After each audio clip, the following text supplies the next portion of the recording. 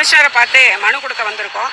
இந்த மனுவோட நோக்கம்ங்கிறது நாம் தமிழர் கட்சியினுடைய நிறுவனராக இருக்கக்கூடிய சீமான் அவர்கள் தொடர்ச்சியாக பொதுவெளியில் பல மேடைகளில் பெண்கள் குறித்து ஆபாசமான வார்த்தைகள், அது கண்ணியத்தை குறைக்கக்கூடிய வகையில் பேசக்கூடிய விஷயங்கள், அதே போல தொடர்ச்சியாக ஒரு மேடைகள்ல பல மேடைகள்ல பெண்கள் குறித்து ஒரு பிற்போக்கான கருத்துக்களை தொடர்ந்து பேசிக்கிட்டே வராரு.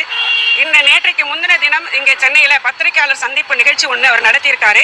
எல்லா பத்திரிகைகளிலும் ஊடகங்களிலும் அந்த செய்தி வந்திருக்கு. அதுல பல விஷயங்கள், அரசியல் விஷயங்களை பேசிட்டு திருப்பூர்ல இருக்கக்கூடிய ரிதன்யா என்ற பெண் வரதட்சணை கொடுமையால சமீபத்தில் இறந்திருக்கிறாங்க.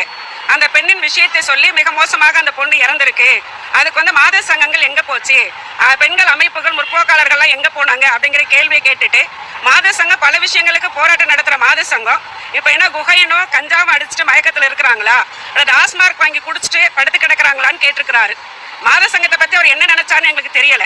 இதே இடத்துல சில ஆண்டுகளுக்கு முன்னாடி அவர் விஜயலட்சுமிங்கிற ஒரு பொண்ணை ஏமாத்தின போது ஒரு கம்ப்ளைண்ட கமிஷனர் ஆபீஸ்க்கு முன்னாடி கொடுத்தோம். அதற்கு பிறகு பாத்தீங்கன்னா அரசியலில் தலைமை தாங்கிறதுக்கு ஆண்மகன் தான் வரணுங்கிற மாதிரி ஒரு பிற்போக்கான கருத்தை சொன்னாரு. அப்பயும் எங்களுடைய ஜனநாயக மாத சங்கத்துடைய அகில இந்திய தலைவர்கள் ஒருத்தராக இருக்கக்கூடிய வாசிக அவர்கள் அதற்கு எதிர்த்து ஒரு செய்தியை கொடுத்தாங்க. இப்படி தொடர்ச்சியாக சீமான் அவர்கள் ஒரு அரசியல் கட்சியுடைய, தமிழகத்தினுடைய ஒரு அரசியல் கட்சி தலைவர், பெண்கள் அவருடைய கட்சியிலும் பெண்கள் இருக்கிறாங்க, அதுல என்ன பாதுகாப்பு இருக்குன்னு எங்களுக்கு தெரியல. ஒரு பெண்கள் குறித்து ஒரு பிற்போக்குத்தனமான ஒரு விஷயங்களை பேசுறதுங்கிறது தொடர்ச்சியாக அவருக்கு இருக்கு. அவர் பேசினா பல மணி நேரம் பல்வேறு விஷயங்களை பேசுவாரு. ஆனா பல விஷயங்களை அவர் பேசுற போது அவருடைய தமிழ்நாட்டு மக்களுக்காக ஒரு என்ன செஞ்சங்கிறது ஒருபோதும் பேசுனது கிடையாது.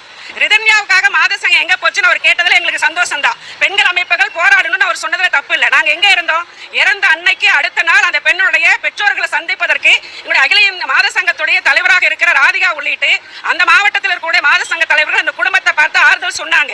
அடுத்த நாள் ஒரு மிகப்பெரிய போராட்டத்தை நாங்க திருப்பூர்ல நடத்துறோம். இது எல்லா சமூக வலைதளங்களும் வந்துகிட்டே இருக்கு அப்படிங்கிற